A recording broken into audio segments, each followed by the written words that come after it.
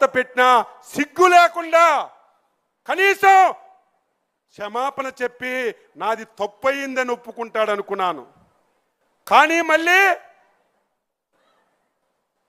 మొన్ననే కేంద్ర ప్రభుత్వం పార్లమెంటులో రాజ్యసభలో ఈ దేశంలో ఉన్నటువంటి అన్ని పార్టీలు ఆంధ్రప్రదేశ్ ఏకైక రాజధాని అమరావతిని చట్టం చేసిన తర్వాత కూడా మావిగనని చెప్పి మళ్ళీ మన మధ్యన మాట్లాడుతున్నాడంటే ఆ గొడ్డల పార్టీ అధ్యక్షుడికి ఏమనాలో అర్థం కానటువంటి పరిస్థితి అని చెప్పి తెలియజేస్తున్నాను.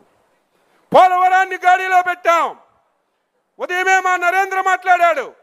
2014-19 69 లక్షల కోట్లు ఇరిగేషన్కి పెట్టి మొత్తం ప్రాజెక్టులన్నీ పరుగులెట్టించాం.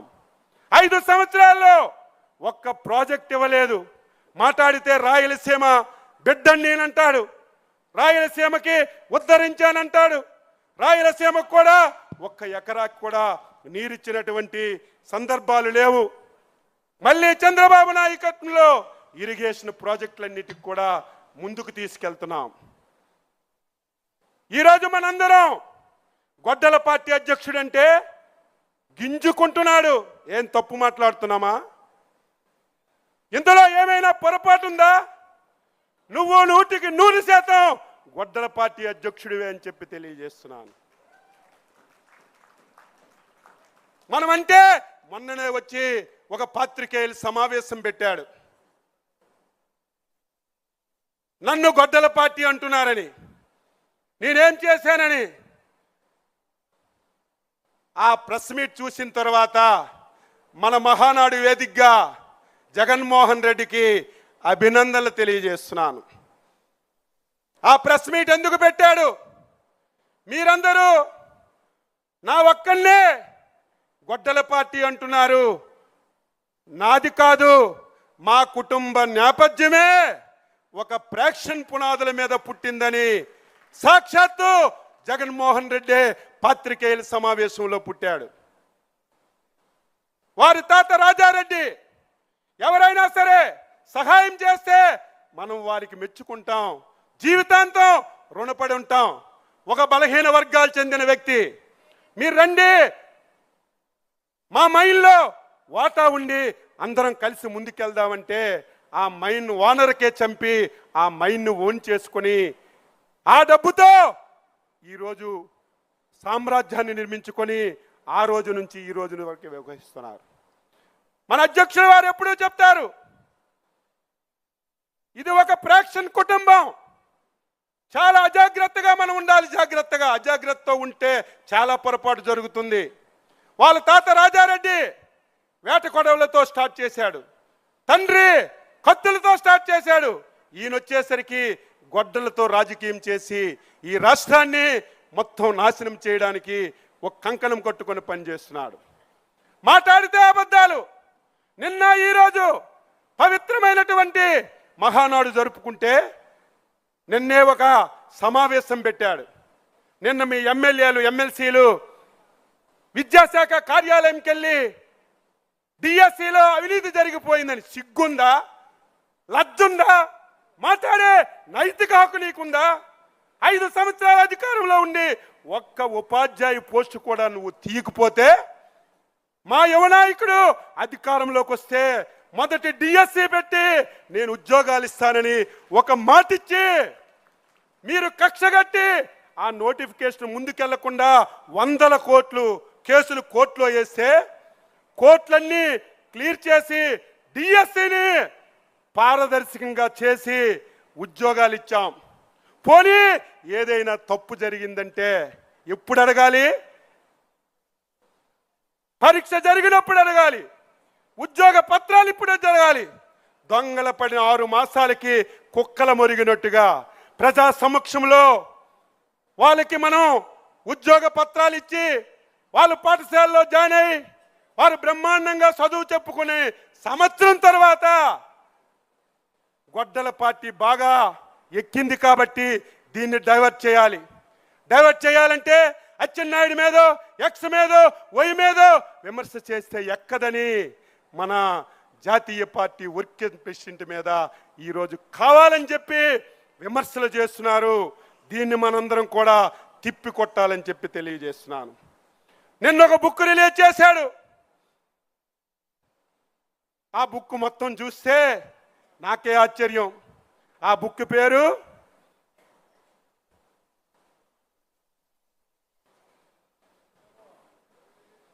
వెన్నుపోటు. ఆ మాట నీకే వర్తిస్తుంది. ఒక్క ఉదాహరణ మీ అందరికీ చెప్తున్నాను. జగన్మోహన్ రెడ్డి కుటుంబం ఏ విధంగా ఉండేదో మీకు తెలుసు. కనీసం బతకడానికి కూడా అవకాశం లేని పరిస్థితిలో కాంగ్రెస్ పార్టీని ఉపయోగించుకొని సోనియా గాంధీని, రాజీవ్ గాంధీని, రాహుల్ గాంధీని ఉపయోగించుకొని నీ తండ్రి ముఖ్యమంత్రి పదవి పొందాడు. అది గుర్తుపెట్టుకో. నీ తండ్రికి ముఖ్యమంత్రి వచ్చిన తర్వాత ఆ పదవిని నువ్వు తీసుకొని 1,00,000 కోట్లు నువ్వు దోచుకున్నావు. దోచుకొని సామ్రాజ్యాన్ని నిర్మించుకున్నావు. నువ్వు నీ తండ్రి చనిపోయిన తర్వాత ముఖ్యమంత్రి పదవి ఇవ్వలేదని కాంగ్రెస్ పార్టీని వదిలేవు. అది వెన్నుపోటని చెప్పి మీ అందరికీ తెలియజేస్తున్నాను. ఆ పార్టీ వల్ల మీరు, మీ కుటుంబం బాగుపడి ఆ పార్టీని వదిలి బయటకు వచ్చినటువంటి నువ్వు వెన్నుపోటు పొడిచి మమ్మల్ని అని చెప్పి మీరు అడుగుతున్నారు. ఈరోజు ఎలక్షన్ మేనిఫెస్టో గురించి మాట్లాడుతున్నాం. ఏముంచావు ఈ రాష్ట్రంలో? 5 సంవత్సరాలు ఈ రాష్ట్రంలో ఏమైనా ఉంచావా? 13 లక్షల కోట్ల అప్పులు. ఏ వ్యవస్థ చూసినా చిన్న భిన్నం. మేము ఊహించలేదు ఇంత దారుణాలు జరిగాయని. ఎలక్షన్లో మాట ఇచ్చాం. ఇచ్చిన మాట నిలబెట్టుకోగలమా, అమలు చేయగలమని చాలా భయపడ్డాం, బాధపడ్డాం.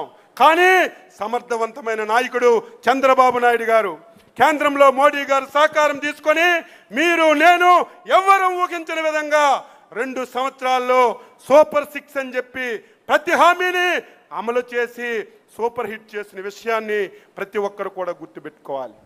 నీకు అసలు మేనిఫెస్టో గురించి అడిగే నైతిక హక్కుందా? సిపిఎస్ రద్దని మొదటి సంతకం పెడతానన్నావు. ఈరోజు నువ్వు దానికి ఆన్సర్ చేయి. నేను గెలిస్తే ఈ రాష్ట్రంలో సంపూర్ణ మద్యపానం నిషేధం చేసి మళ్ళీ 2024లో ఓట్లు అడగడానికి వెళ్తానని నువ్వే కదా చెప్పావు. నీది నోరా తాటిమట్ట. దీనికి ఆన్సర్ చేయవలసినటువంటి అవసరం ఉంది. ఈరోజు కష్టాలున్నా, బాధలున్నా చంద్రబాబు నాయుడు గారికి ఒక విశ్వసనీయత ఉంది. చంద్రబాబు నాయుడు గారు మాటిస్తే నిలబెట్టుకున్నటువంటి తత్వం. తప్పనిసరిగా అమలు చేశాం. రేపు భవిష్యత్తులో ఒక పైసా వస్తే ఆ పైసా పేదవాడికే పంచడానికి, ఈ రాష్ట్రానికి మేలు చేయడానికి అహర్నిశలు కృషి చేస్తున్నటువంటి చంద్రబాబు నాయుడు గారికి మనందరం సహకరించాలి. చివరగా ఒక్క మాట చెప్పి ముగిస్తున్నాను. మనందరం అప్రమత్తంగా ఉండాలి. 2014-19 ఈ దేశంలో చంద్రబాబు నాయకత్వంలో నేను చాలాసార్లు ఎమ్మెల్యేగా పనిచేశాను, మంత్రిగా పనిచేశాను. ఎప్పుడూ ఆ 5 సంవత్సరాలు జరిగిన అభివృద్ధి, సంక్షేమం ఎప్పుడూ జరగలేదు. కానీ మనం చేసింది చెప్పుకోలేదు. చేసిన అభివృద్ధి, సంక్షేమం చెప్పుకోలేక వాడు చెప్పిన అబద్ధాలు ప్రజలు నమ్మి 2019లో మనకి నష్టం జరిగింది. జగన్మోహన్ రెడ్డి ఈసారి నీకు ఆ ఛాన్స్ ఇవ్వమని చెప్పి తెలియజేస్తున్నా. నువ్వు ఒకటి చెప్తే 2 చెప్తాం, 2 చెప్తే 3 చెప్తాం. అది కూడా నీలాగా అబద్ధాలు కాదు, వాస్తవాలు. చేసిన పనులు ప్రజలకు చెప్పి చైతన్యపరిచి మళ్ళీ జీవితంలో ఈ రాష్ట్రంలో వైసీపీ పార్టీ జగన్మోహన్ రెడ్డి పాతాళానికి పాతి పెట్టి శబాష్ తెలుగుదేశం, శబాష్ పసుపు జెండాని నిలబెట్టుకుంటామని చెప్పి మీ అందరికీ తెలియజేస్తూ విధ్వంసం నుంచి వికాసం వరకు తీసుకెళ్తున్నాం.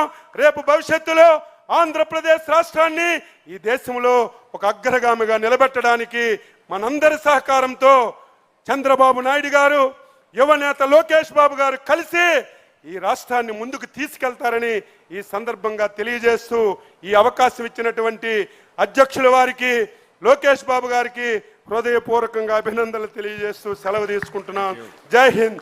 తెలుగుదేశం, తెలుగుదేశం, తెలుగుదేశం.